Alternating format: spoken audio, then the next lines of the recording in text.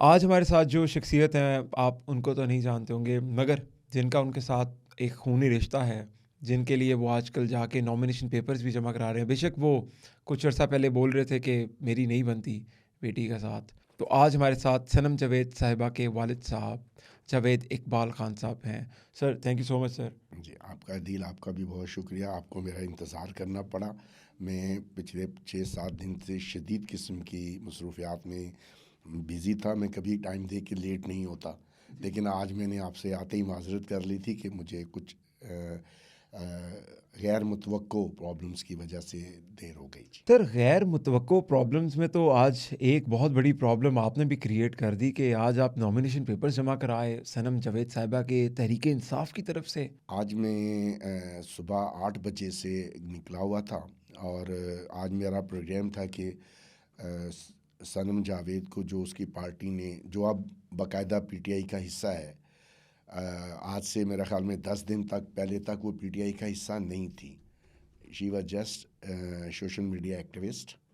और पिछले 7 माह में यही झगड़ा चलता रहा। उसको 7 केसेस में उन्होंने डाला है अब तक। एक दफ़ा पहले उन्होंने 30 दिन का डिटेंशन ऑर्डर निकाला था और फिर जब उसकी आखिरी केस 5वें केस में बेल हुई तो फिर उसको डिटेंशन ऑर्डर के तहत 30 दिन के लिए नज़रबंद कर दिया था। तो उसी उसी की वजह से और उसके बाद ये फ़ैसला हो गया। उसने वो वाहिद लड़की थी पीटीआई में, यानी जो 9 मई के वाक़यात के बाद जो लोग गिरफ़्तार हुए या जिन लोगों को ट्रायल किया गया, वो सब भाग गए और उन्होंने ऐलान लाताल्लुकी कर लिया। जब उसको 35 दिन के बाद पहली दफ़ा एटीसी में पेश किया गया तो उसने वहाँ आके ओपनली कहा कि मरियम को मेरी सोशल मीडिया एक्टिविटीज़ से तकलीफ़ थी, तो वो मुझे साइबर क्राइम में चार्ज करवाती।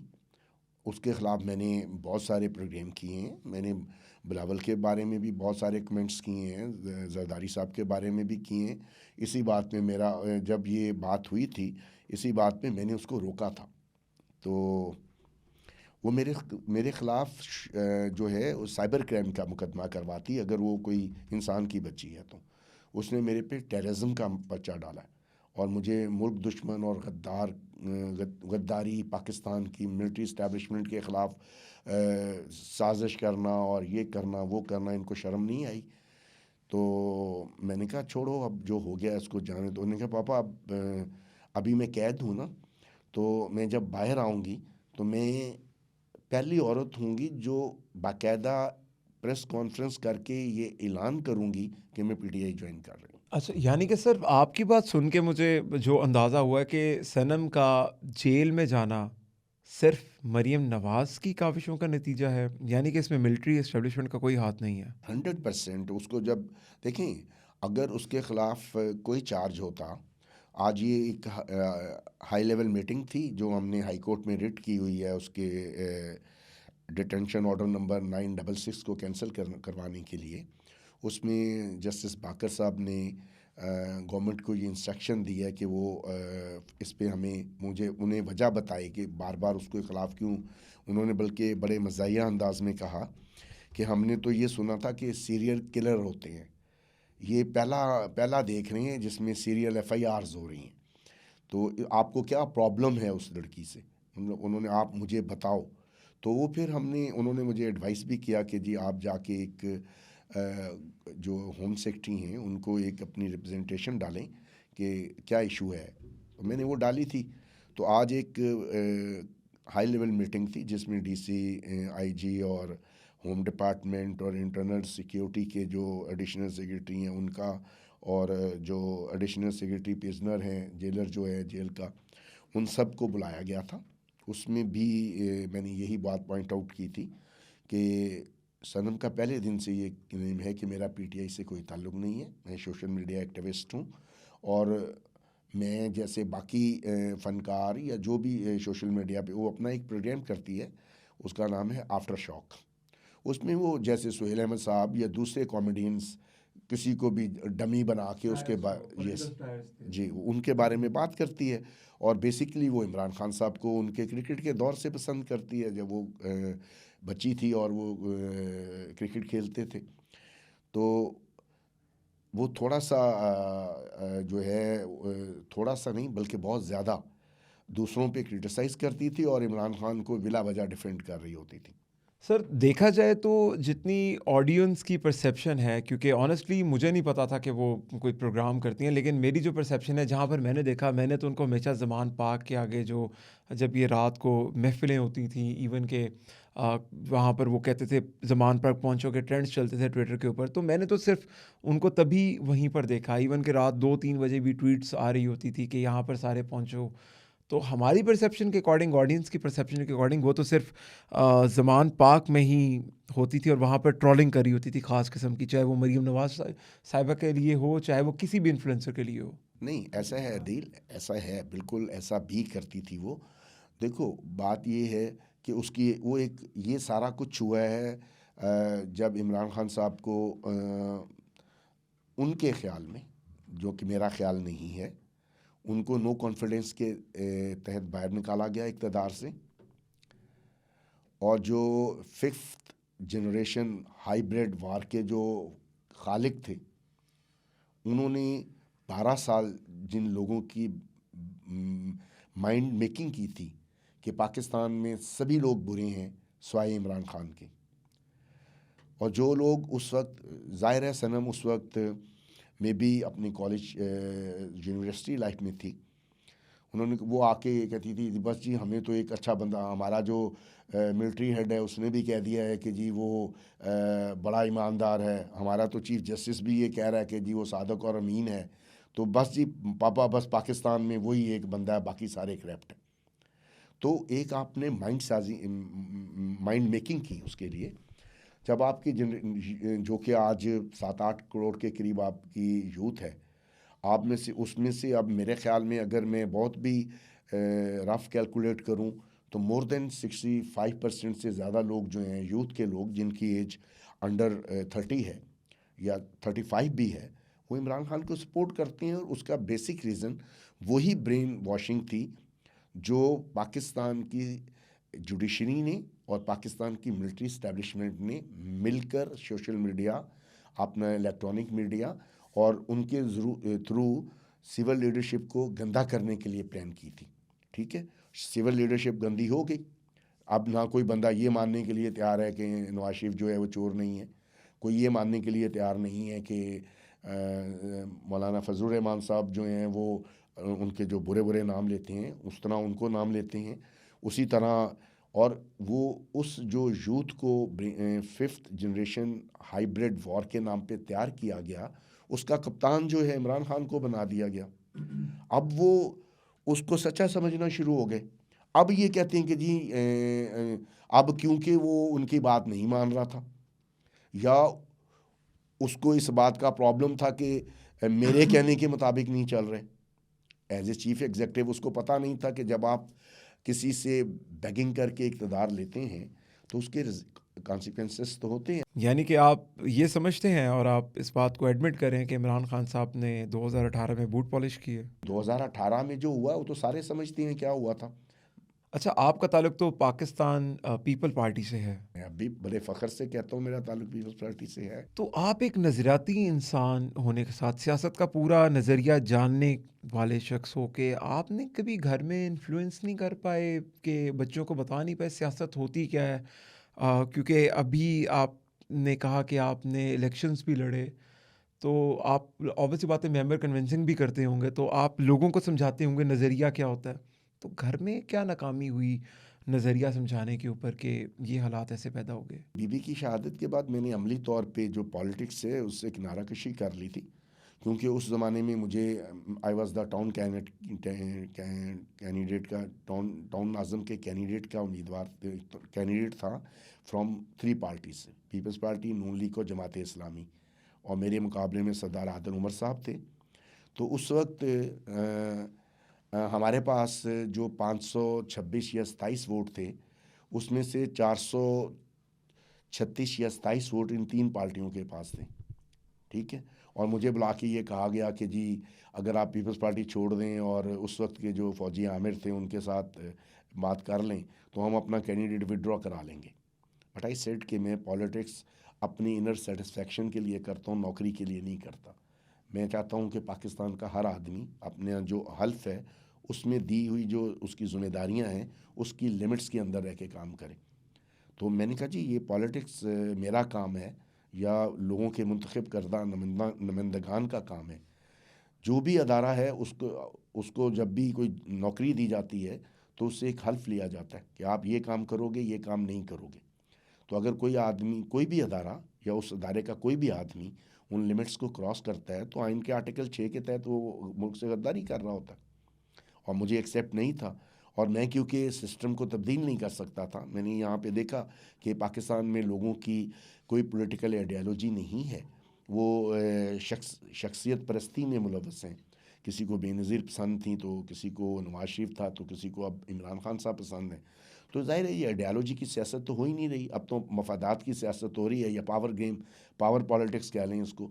वो जो उसमें जितना डर्टी गेम खेलता है उसको वो पावर दे देते हैं। फिफ्थ जनरेशन वॉर थी, ये जो माँ बाप की तरबियत थी, ख़ास करके आपके टाइम के अंदर होल्डिंग ग्राउंड्स बहुत स्ट्रॉन्ग थी फैमिली की, फैमिली के नॉर्म्स एंड ट्रेडिशन बहुत स्ट्रॉन्ग थे।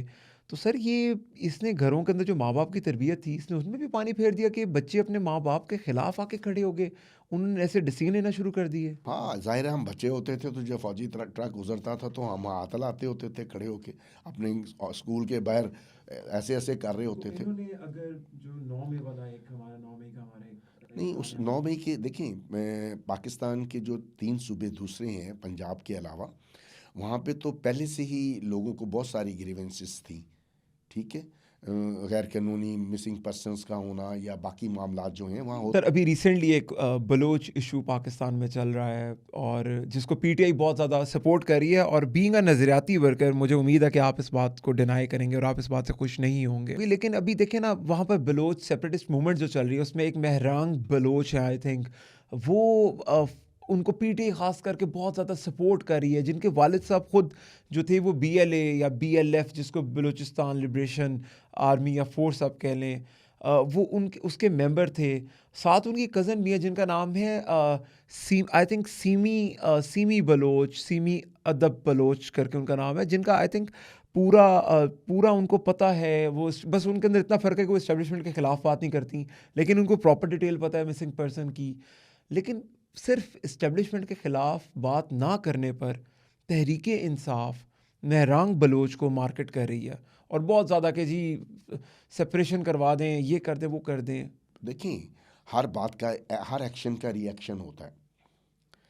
जब वो लोग जब पाकिस्तान की 13 या 14 पॉलिटिकल पार्टीज़ ने ये फ़ैसला किया कि हम जो भी इस्टेब्लिशमेंट है, ख़ाह वो मिलिट्री हो या जुडिशल हो या सिविल हो, उसको उनके पास जो कवानीन हैं इस मुल्क में, उन्होंने अपना कुछ नहीं किया हुआ। आज भी पाकिस्तान मिलिट्री एक्ट जो है 1923 वाला चल रहा है। आज भी पाकिस्तान पुलिस एक्ट 1923 वाला है।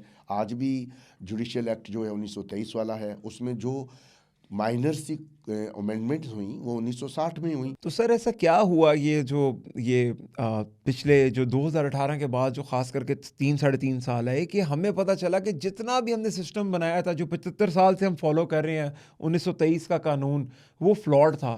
तो ये ख़ास 4 सालों में ही हमें पता लगना था कि सिस्टम फ्लॉड था, बाकी जैसे चल रहा था वो ठीक था। उसकी वजह ये हुई कि जो सोशल मीडिया है ना जी, उसको इस्तेमाल किया गया सीओडी को सुबर्दाश्त करने के लिए, उसको ख़त्म करवाने के लिए। पार्टियों के दरमियान जो अंडरस्टैंडिंग हो रही थी, मतलब वो rule and divide and rule गोरे का भी फार्मूला था, उनके जो आगे रिप्रेजेंटेटिव्स हैं उनका भी वही फार्मूला है। उनको वारा नहीं खाता था सियासी जमातों का किसी एक प्लेटफॉर्म पे या किसी एक नज़रिए पे इकट्ठे होकर आवाम की फ़लाह के लिए कोई काम करना।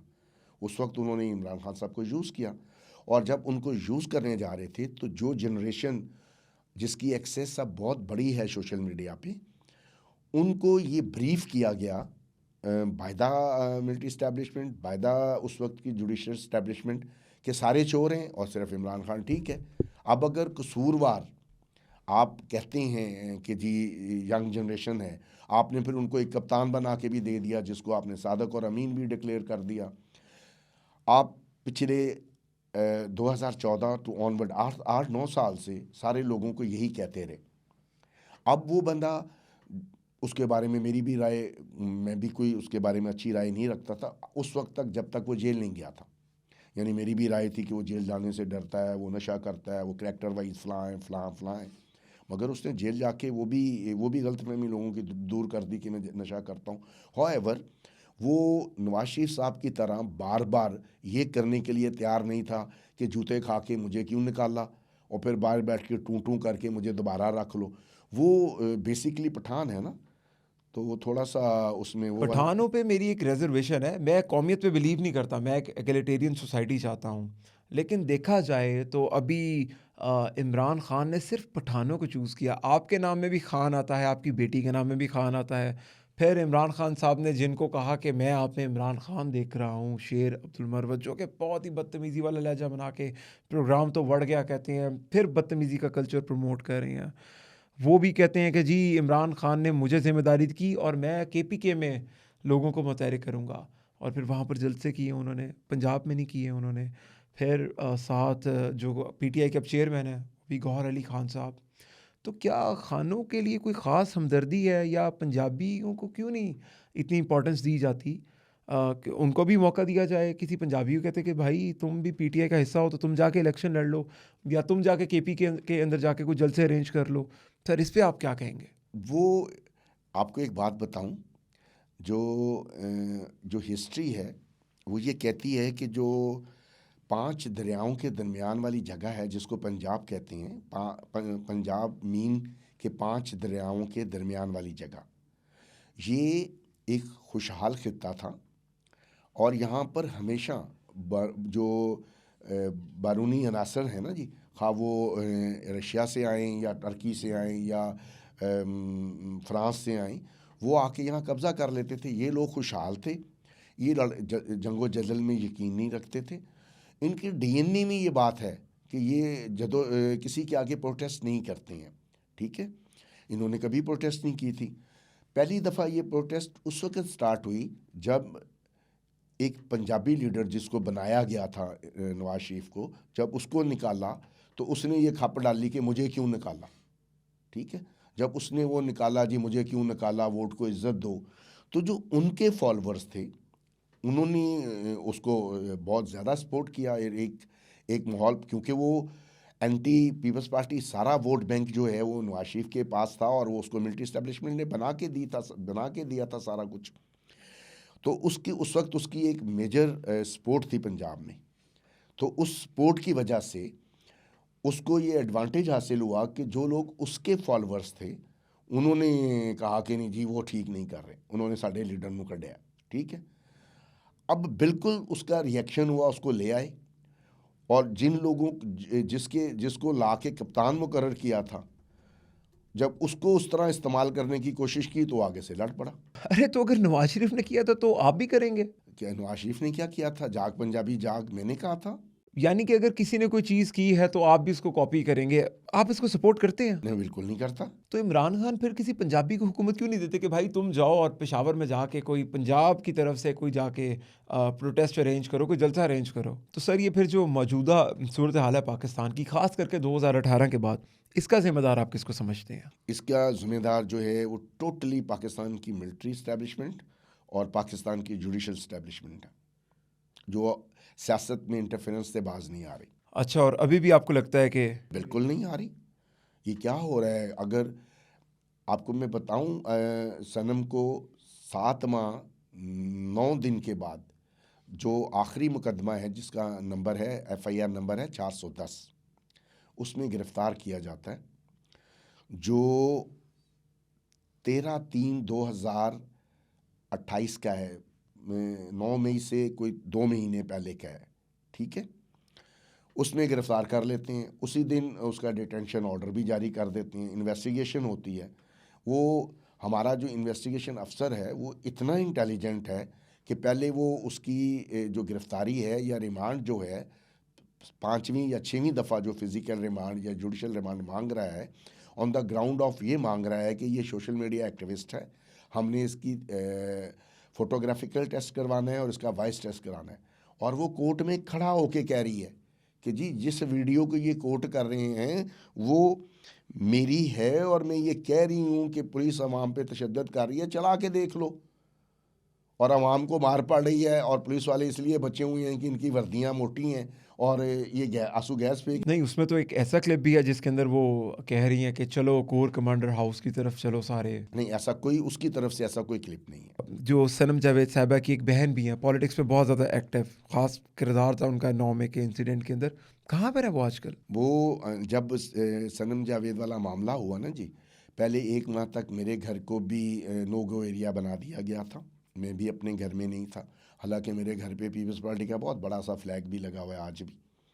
तो मैंने हाई कोर्ट में रिट किया और हाई कोर्ट में रिट का फैसला होने में मेरी बेटियों की शादी, सनम की शादी को 16 या 17 साल हो गए हैं और जो फलक है वो उससे एज में छोटी है, लेकिन उसकी शादी उससे भी पहले हो गई थी क्योंकि उसने ग्रेजुएशन के बाद आगे पढ़ने से कहा कि मैंने नहीं पढ़ना और एक अच्छी प्रपोज़ल आई और हमने शादी कर दी। सनम क्योंकि उस वक्त पढ़ रही थी। क्या एज है सनम साहिबा की? I think she is now 37। ठीक है, तो उस वक्त और उसकी शादी को तकरीबन 16 साल हो गए हैं या हाँ 16, क्योंकि उसकी बेटी 13 साल की है, तो मीन तकरीबन 15 से 16 साल हो गए हैं। तो वो 15 से 16 साल से अपने अपने जो खामंद है उसके साथ रहती है, जो एक हाईली क्वालिफाइड प्रोफेसर है और वो स्केन में अकाउंटेंसी की क्लासेस पढ़ाता है। और मुझे नहीं पता, वो बड़ी इजी लाइफ गुजारने वाली थी, मजाक में बड़ी खुश मिजाज और अपनी दोस्तों में मगन रहने वाली। आपको ऐसे नहीं लगता कि ये सोशल मीडिया का जो करिश्मा होता है, इसमें आके इंसान अपनी बाउंड्रीज़ भूल जाता है, और सनम भी अपनी बाउंड्रीज़ भूल गई और उसने फिर वो कर डाला जो जिसके बाद माफ़ी नहीं होती किसी चीज़ की? जी बिल्कुल, मुझे लगता है और उस बाउंड्रीज़ को क्रॉस नहीं करना चाहिए था। स्पेशली ये मामला उस वक्त शुरू हुआ जब मरियम ने इमरान खान के बारे में कोई बिलो द बेल्ट बात की। हम लोगों का नवाज शरीफ फैमिली से कोई अच्छा ताल्लुक़ नहीं है 92 से। उस वक्त मेरा छोटा भाई जो है वो बीबी का सिक्योरिटी गार्ड होता था। उस वक्त भी एक जाली मुकदमा बना के हमें ट्रैप करके बीबी के ख़िलाफ़ इस्तेमाल करने की कोशिश की गई, हमने इनकार कर दिया। हमने 36 महीने रेजिस्ट किया उस सारे मामले को। तो मेरे बच्चों की जो ग्रूमिंग है वो शायद इमरान खान की इतनी हमायत ना करती अगर पीपल्स पार्टी ने नवाज शरीफ के साथ इत्तेहाद ना किया होता, या पीपल्स पार्टी ने सीओडी करने के बाद वर्कर्स की लेवल पे जो हम पीपल्स पार्टी के लोगों के साथ नून लीग ने ज़्यादतियाँ की। बेशक वो ज़्यादतियों के पीछे कोई भी था, बीबी मुझे अच्छी तरह याद है कि जब भी ऐसी कोई बात होती थी तो बीबी कहती थी इसने क्या करना है, ये तो पपट है। बीबी उसको हमेशा पपट कहती थी, लेकिन फेस तो उसका था। जैसे जब 2018 में आया तो हर आदमी ये कहता था कि जी ये तो इमरान खान तो एम ही है, गवर्नमेंट तो फलां कर रहा है।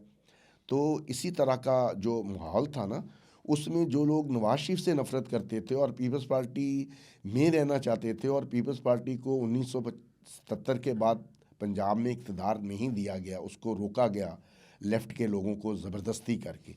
तो वो लेफ़्ट के लोग रिएक्शन के तौर पे, क्योंकि इमरान खान साहब जो हैं उन्होंने एंटी नवाज जो स्लोगन है उसको कैश करवाया।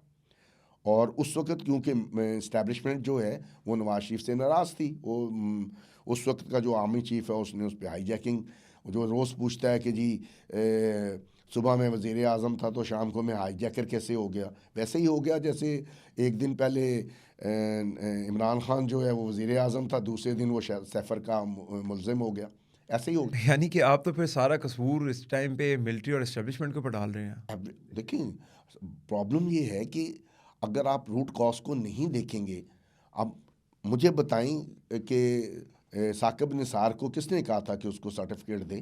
क्या पाकिस्तान की सारी इस्टेब्लिशमेंट को उसका माजी का रिकॉर्ड पता नहीं था? सर, अगर मैं आपके आगे 4 नाम लूँ, तो आप 4 नामों में से किसका नाम मुंतखब करेंगे?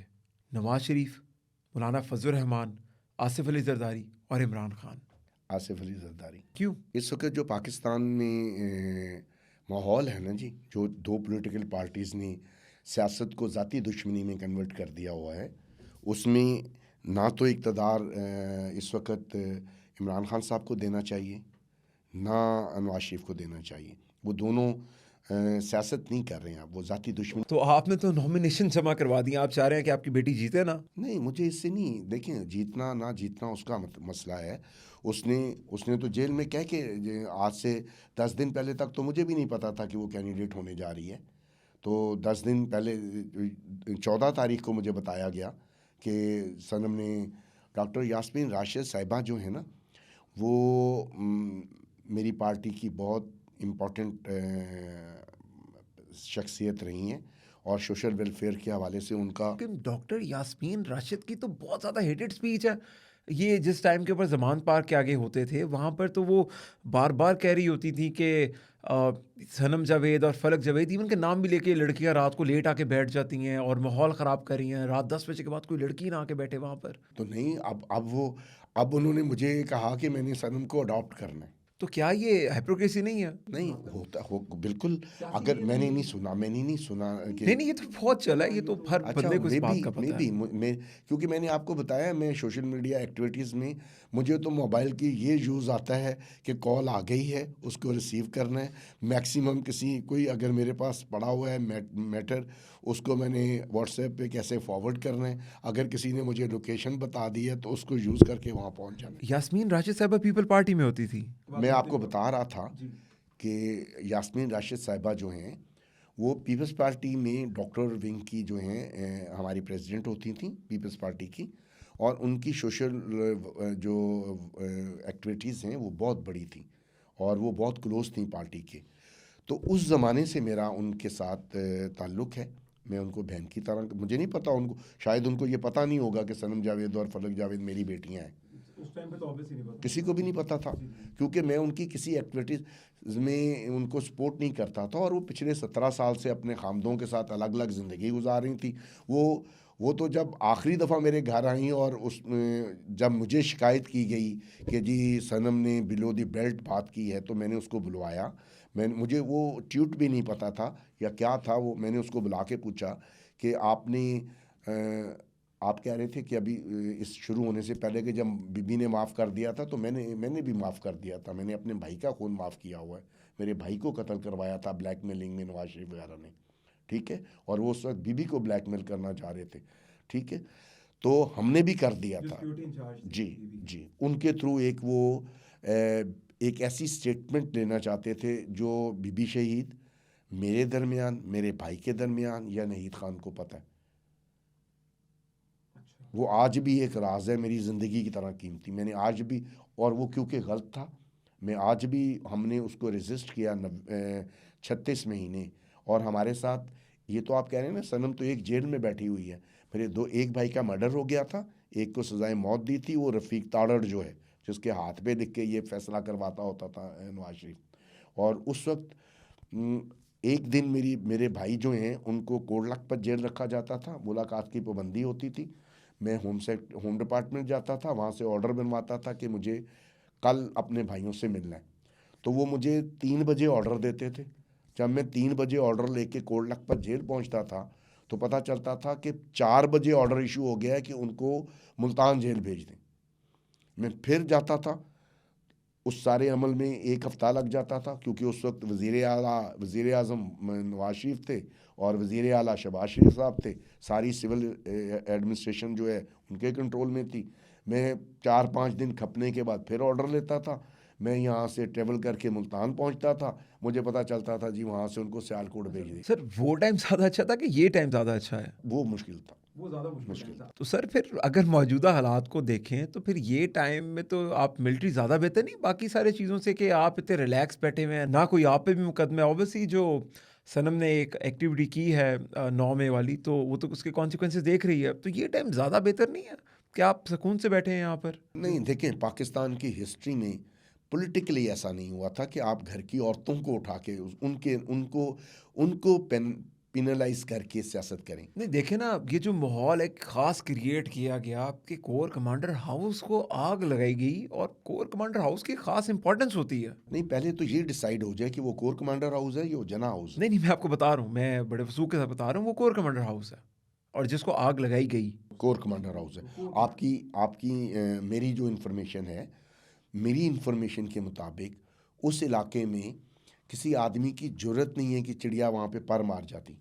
जब वो कोर कमांडर हाउस है तो उस पे जो टोटल सिक्योरिटी पर्सन जो अपॉइंटेड हैं उनकी तादाद 225 है, ठीक है, और 75 ट्रूप्स एट ए टाइम वहाँ पे मौजूद होते हैं, और जो बाकी 150 होते हैं वो पीछे जो उनके रेजिडेंशियल क्वार्टर्स हैं वहाँ पर होते हैं, और इमरजेंसी में उनको 2 मिनट के नोटिस पे बुलाया जा नहीं सकता नहीं, बिल्कुल किया जा सकता है अगर वो चाहते तो। उनके हाथ में तो डंडा भी है, लेकिन उन्होंने तो अपनी आवाम के साथ तो नहीं लड़ना था ना। उन्होंने तो इनको बेचारों को कुछ कहा नहीं, इनको रेजिस्ट किया उन्होंने बकायदा। सर जी। आपने मैं इस वाक़ये को एक प्लांटेड वाक़या समझता हूँ। नहीं तो आपको ऐसे नहीं लगता कि जो इमरान खान ने एक ख़ास पोलराइजेशन क्रिएट की सोसाइटी में, कि बच्चों को बड़ों के अदब भूल गए, वो अपने आप अपनी बात के आगे अपने माँ बाप को झूठा करने लग गए, और आजकल तो उन बच्चों को पॉलिटिक्स सिखाई जिनको लेफ्ट विंग का नहीं पता, राइट विंग का नहीं पता।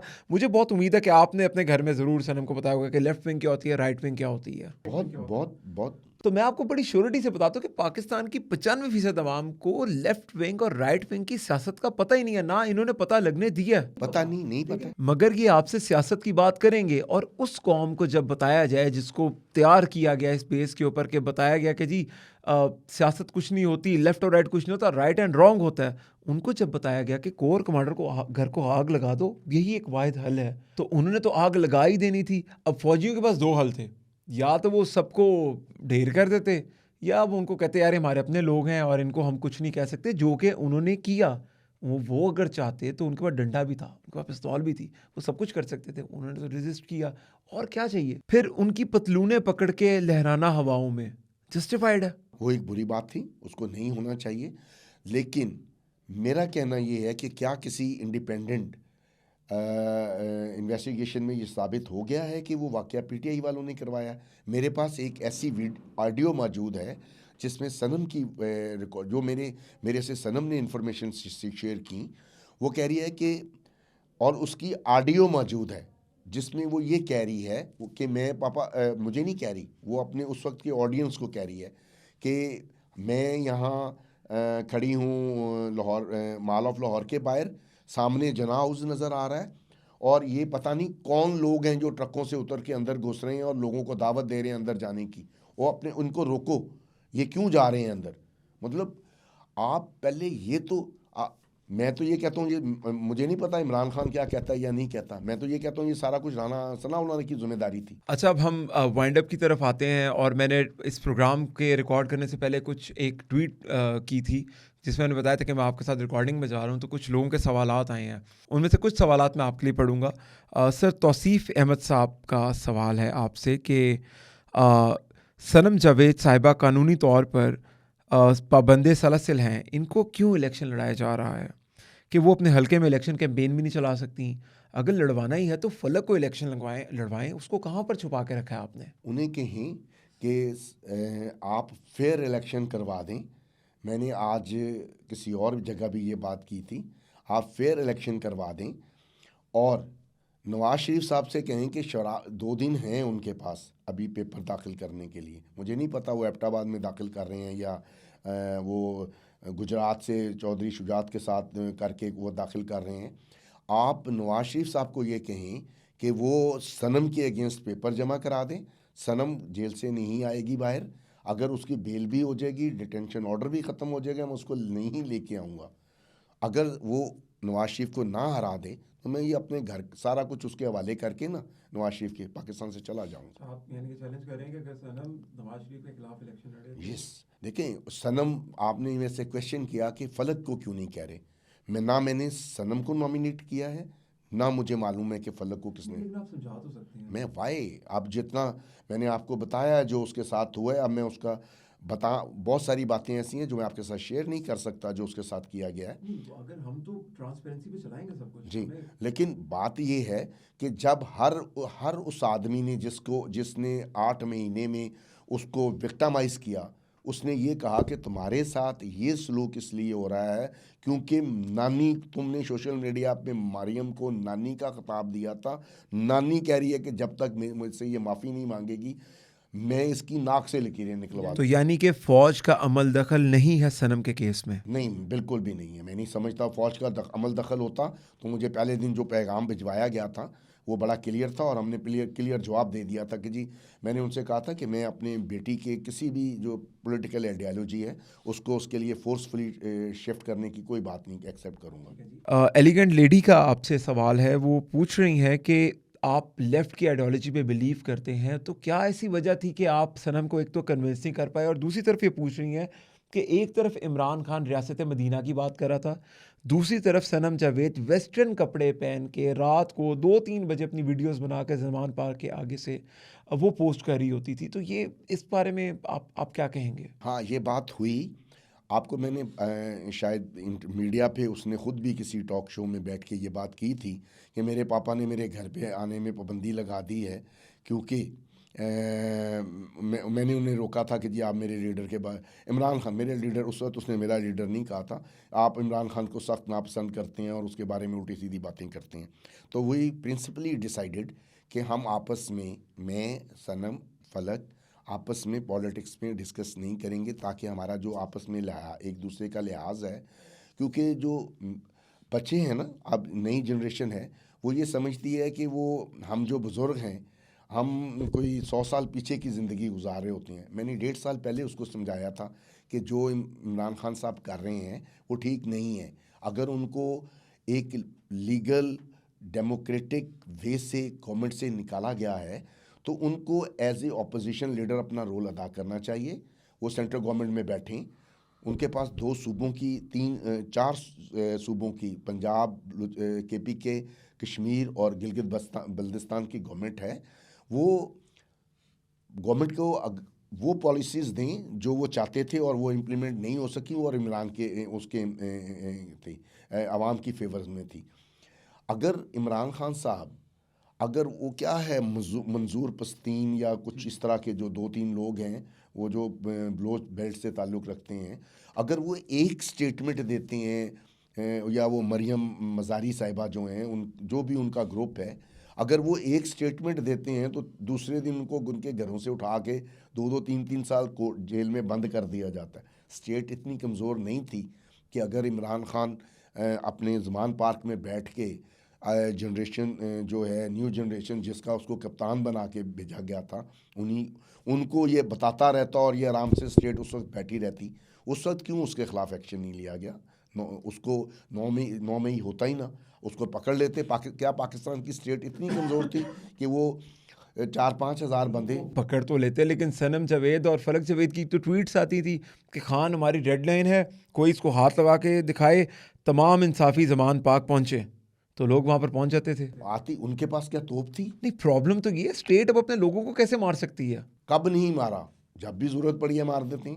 नहीं, अगर अभी चाहती स्टेट, अगर नहीं चाहती थी स्टेट। अच्छा, अब हम अपने अगले क्वेश्चन के ऊपर आते हैं। वली अहद साहब पूछ रहे हैं, उनका पहला सवाल है आपसे कि फलक जावेद साहिबा कहाँ पर है? जी, मुझे उसके वेयर अबाउट के बारे में बिल्कुल पता नहीं है, क्योंकि जून के पहले हफ्ते में उसको UK का वीज़ा लगवा दी। इमरान रियाज खान साहब ने सारा मैनेज किया था उनका UK वाला वीज़ा? नहीं, बिल्कुल भी नहीं। उसके अपने जो इन लॉज हैं वो सारे UK में होते हैं, यानी मेरे जो बेटी के इन लॉज हैं वो सारे UK में हैं।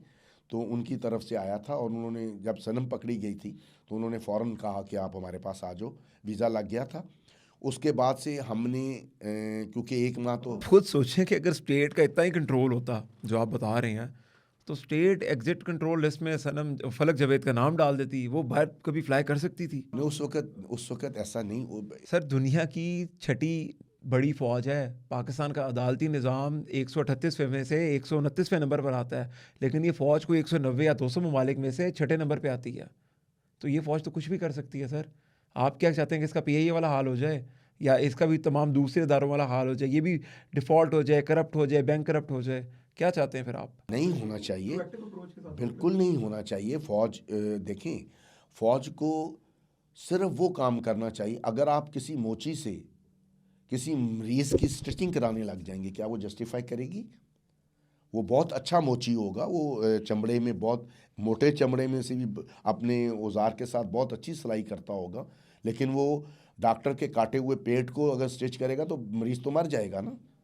जो उसकी ड्यूटी है वो करे। वो जब ज़मान पार्क में नहर के किनारे जा रही थी, उस वक्त ये कह रही थी कि हमारे मुलाजमे हैं और हमारे लीडर को इन्होंने पकड़ा है, इन्होंने उसके गिरेबान में हाथ डाला है और हम उनके गिरेबान फाड़ देंगे, यानी हाथ तोड़ देंगे, कुछ ऐसी बात थी। अच्छा, एक अख्तर साहब ने क्वेश्चन पूछा है आपसे कि आपकी बेटी मरियम नवाज़ साहिबा के ख़िलाफ़ इलेक्शन लड़ने चाह रही थी, फिर साथ ही कोई मखसूस नशिस्त के बारे में उन्होंने बात की, वो मांग रही हैं, तो आज आपने तो नॉमिनेशन पेपर जमा करा ही दिए हैं। ये ये क्वेश्चन मैंने भी किया था, ये मेरा क्वेश्चन था, उसका उनका नहीं है। जो मुझे पहले दिन बताया गया कि जी जो सनम है उनकी मखसूस नशिस्त पे आपने टिकट जमा कराना है एनए की, और पीपी 1 5 की सीट पे जहाँ पे मरियम इलेक्शन लड़ रही हैं वहाँ से उसका सूबाई असम्बली का इलेक्शन के लिए कराना है। फिर क्योंकि मेरा पीटीआई के लोगों के साथ कोई ज़्यादा स्वाए यास्मीन राशिद साहिबा के किसी के साथ इतना ज़्यादा बातचीत वगैरह नहीं है, तो 2 दिन के बाद क्योंकि मेरी मिसेस जो हैं वो उनको इमरान खान साहब के साथ भी वो मिल चुकी हैं, और वो जो क्या था वो जो फ़र्क हबीब उनके थ्रू इमरान खान साहब के मैसेज भी आते रहते थे। उनके साथ 3 दिन पहले एक मैसेज उनको टेलीफोनिक कॉल पे बताया गया कि जी खान साहब ने ये ऑर्डर किया है कि जी और इसका बुनियादी रीज़न जो है वो हारून रशीद साहब हैं, उन्होंने जाके कहीं इमरान खान साहब को उन्होंने एक ट्वीट किया था। उसके बाद उन्होंने मेरे से बात भी की और दावा किया कि जी मैंने इमरान खान साहब को कन्विंस किया है कि जहाँ पर भी नवाज शरीफ फैमिली इलेक्शन लड़े वहाँ पर सनम को लड़वा दिया जाए, क्योंकि वो बहुत अच्छा बोलते हैं। तमाम साहब की बात कर रहे हैं जो तमाम हो चुके हैं, उम्र के आखिरी हिस्से में हैं, तो कैसे हो सकता है कि सहाफ़ी डिसीजन ले रहा है, इमरान खान से रिक्वेस्ट कर रहा है, कहाँ की सहाफ़त है? यानी कि आप बता रहे हैं हमें कि हारून ना तमाम साहब तहरीक इंसाफ के मेंबर हैं जो खान साहब के साथ राब्ते में हैं, उनको मशवरे दे रहे हैं किसको इलेक्शन लड़वाएं। मेरा मेरा उनके देखिए वो पहला दिन था जब हारून साहब ने मेरे से अच्छा, मैं आपसे एक क्वेश्चन करना था लेकिन वो मैं आखिर में करूँगा। एक सच्चाई आपसे, कथारसिस आपसे शेयर करना है मैंने। लेकिन मेरा सेकंड लास्ट सवाल आपसे ये है कि क्या आपको लगता है कि सनम जावेद जिस तरह की वीडियोस बना रही हैं आजकल, कि वो जेल से निकलती हैं और विक्ट्री का साइन करके कहती हैं मैं देख लूँगी इनकी ऐसी की तैसी, ये वो कर रहे हैं, तो ये बाहर आ जाएंगी? क्या उनका इरादा है बाहर आने का? ना आए, उसको पता है इस बात का। उसको मैंने आखिरी दफ़ा ख़ुद कहा जाके कि ये मुल्क जो है ये सियासत करने के लिए नहीं है। यहाँ पर आपको गले में पटा डाल के अगर ये सियासत करने के काबिल होता तो मैं 2007 में सियासत छोड़ ना देता। ये मुल्क में यहाँ पे सियासतदान सिर्फ बूट पॉलिशिंग का काम करते हैं। तो आप काइंडली अपनी ज़िंदगी जो एंजॉय कर रही थी, एक बहुत खुशगवार ज़िंदगी एंजॉय कर रही थी, तुम्हें क्या ज़रूरत है? उसके ज़हन में ये बात बैठ गई है कि मुझे विक्टिमाइज़ करने वाली जो है वो मरियम है और मैं उसको नहीं छोड़ूँ। अच्छा, मैं आखिर में जाते हुए आपसे एक किस्सा भी शेयर करूँगा और आपका बहुत शुक्रिया कि आपने इतने तहम्मुल से मेरी बात सुनी। लेकिन जो मैं आपको चीज़ बताने जा रहा हूँ, मुझे नहीं पता मैं आपको कैसे बता पाऊँगा। मेरे वालिद साहब की डेथ हुई थी और उस टाइम के ऊपर हमारे ट्विटर के अकाउंट्स और हमारे सोशल मीडिया अकाउंट्स बहुत बड़े थे और ये ग्रो कर रहे थे पीटीआई के, जो ख़ास करके ये सनम इंट्रोड्यूस हो रही थी, फ़लक इंट्रोड्यूस हो रही थी, साथ इनके साथ वो तैयबा भी, और एक कंपटीशन चल रहा था कि जात को जो जाके ज़मान पार के आके जाके ज़्यादा ट्वीट्स करेगा वो चलेगा। तो मेरे साथ कई दफ़ा उन्होंने सोशल मीडिया पे बहस करने की कोशिश की, लेकिन मैंने कभी रिप्लाई किया नहीं। जिस उन्होंने गलाज़त भरी गालियाँ निकाली, मुझे मुझे यकीन करें बहुत ज़्यादा अजीब-सा फ़ील हो रहा है, मैं आपसे बात कर रहा हूँ। लेकिन एक दफ़ा आमना-सामना हो गया, मैं इनको जानता भी नहीं था। तो इन्होंने कहा, "ओए!" और इस तरह मुझे पॉइंट आउट करके इन्होंने वहाँ पर 10-20 लोग खड़े हैं, जिनके बीच में इन्होंने मुझे गलीज़ ज़ुबान का इस्तेमाल करना शुरू कर दिया। ना देखा कि वहाँ पर कोई मर्द खड़ा है, कोई बड़ी उम्र का, किसी बच्चे बूढ़े का लिहाज़ नहीं रहा। इन्होंने एक ऐसे अल्फ़ाज़ वहाँ पर बोले कि मेरे पास, मैं आपको बता नहीं सकता, इवन कि अगर मैं चाहूँ तो मुझे लगता है सोशल मीडिया मुझे ब्लॉक कर देगा। तो क्या हुआ ऐसा? क्या ये इमरान खान की बातों में इतना आ गई थीं? दिल तो मेरा बहुत दुखा। ये खान साहब का फ़ोबिया था जिसने मजबूर किया कि तुम बेटा तुम इस लेवल पे चले जाओ कि अपने माँ-बाप को भी ज़लील करो और जो तुम्हारे नज़रिए से मुत्तफिक नहीं करता उसको भी ज़लील करो। हमने तो यही सुना था बीइंग अ पॉलिटिक्स के स्टूडेंट कि कैथारसिस होता है, लेकिन आप में टेम्परामेंट होना चाहिए किसी की बात सुनने का। मैं नहीं आपकी इत्तला के लिए अर्ज़ है कि मैं बिल्कुल उसकी कंपेन नहीं कर रहा। तो ये मैंने पैसे उस कहाँ से आएँगे कैंपेन करने के? वो आपको आपको यही बात बता देता हूँ, उसकी जो एनुअल इनकम है वो मोर देन 70 लैक्स है। और वो जो उसके अलावा लेक्चर देती, she is a development officer in a company. वो आज जो उसके टैक्स रिटर्न सबमिट किए गए हैं जो 3 साल के हैं, उसमें उसका जो पिछले 3 साल में मिनिमम इनकम है वो 7 पॉइंट सम मिलियन से ज़्यादा है। अच्छा, तो वो अपनी कैंपेन खुद करेंगी 70 लाख से? यस, आज उसके एक बैंक अकाउंट में जो हमने सबमिट किया है, अगरचे मैं उसके बैंक कितने स्टेशन से कितने अब वो अब वो जो ऑफिशियली वो उसको 3 सीट्स पे लड़ने की इंस्ट्रक्शन उनके लीडर ने दी है। वो है 119 जहाँ पे मरियम कौमी असम्बली की उम्मीदवार हैं। 119 से लड़ रही हैं। हाँ, और 150 सूबाई असम्बली की उम्मीदवार है उसमें उनका किनके साथ वर्सेस है? मरियम। ओके। और उसके बाद शहबाज शरीफ साहब हैं 1 2 3 पे और एक उनके साथ। कौमी असम्बली में। और ये कहा गया था कि अगर नवाज शरीफ साहब जो हैं ना वो कौमी असम्बली में लाहौर की किसी कौमी असम्बली से इलेक्शन लड़ेंगे तो उसके मुकाबले भी सनम लड़ेगी। ये जो मुझे मैसेज आया था। तो पार्टी पैसे लगाएगी? 70 लाख में तो कुछ भी नहीं होता। अब 70 करोड़ में आजकल इलेक्शन लड़े जाते हैं। कहाँ से इतना पैसा लगेगा? कौन करेगा इतनी मशहूरी? मेरा नहीं ख्याल। अब पता क्या है, सोशल मीडिया का अदील ज़माना है। अब जो मार्केट सर्वे हो रहे हैं, मेरा नहीं ख्याल कि पीटीआई को किसी भी किस्म की जो 16 महीने में इमरान खान साहब ने लोगों को चार्ज कर दिया है, उसके बाद उनको कोई कंपेन करने की एक हमसे हम प्रॉमिस करें और आप इस पे वर्क भी करेंगे। वैसे वो आपकी बात सुनते नहीं है इतनी, लेकिन अगर वो इलेक्शन जीत जाती हैं और पार्लियामेंट में आती हैं तो वो इतना तो प्रॉमिस करें कि जैसे बीबी ने माफ़ किया था सारों को, तो ये भी माफ़ कर देंगी? या क्या ये इंतकामी सियासत के ऊपर बिलीव करेंगी? ये जिन लोगों ने इनके साथ किया तो ये सारी उम्र जो अगले 5 साल होंगे वो मुल्क की तरक्की के लिए काम करेंगी या इंतकामी सियासत के ऊपर बिलीव रखेंगी? बिल्कुल नहीं करनी चाहिए। इंतकाम सियासत में जाएंगी? नहीं जाना चाहिए। सियासत गेम ऑफ पॉसिबिलिटीज़ होती है, उसमें आपने रास्ता ढूंढना होता है आवाम की फ़लाह के लिए। आपने ज़ाती दुश्मनियाँ तो नहीं बनानी होती ना। तो अगर बीबी मरियम को कोई उससे तकलीफ़ थी तो उसको उसके साथ पर्सनल नहीं होना चाहिए था। अब भी मैं ये चाहूँगा कि अगर वो जीत जाती है तो वो बड़े दिल से उसे कहे कि बस आपने छोटी हरकत की थी, मैं आपके साथ वो काम नहीं करूँगा। हम सर आपके बहुत मशहूर हैं, इजाज़त चाहते हैं आपसे। बहुत ज़्यादा क्वेश्चंस थे, आपकी तबीयत भी नहीं ठीक थी, आपने फिर भी टाइम दिया। आज आप नॉमिनेशन सनम जावेद साहिबा के जमा करवा के आए। तो सर गुड लक ही कह सकते हैं और कोशिश करेंगे कि पाकिस्तान का कोई प्रॉस्पेरस इमेज सामने आए, वो लोग सामने आएँ जो पाकिस्तान के लिए अच्छा सोचते हैं, पाकिस्तान के लिए कुछ करना चाहते हैं, तो उनका राइट बनता है। Sir thank you so much. शुक्रिया जी, अल्लाह हाफ़िज़।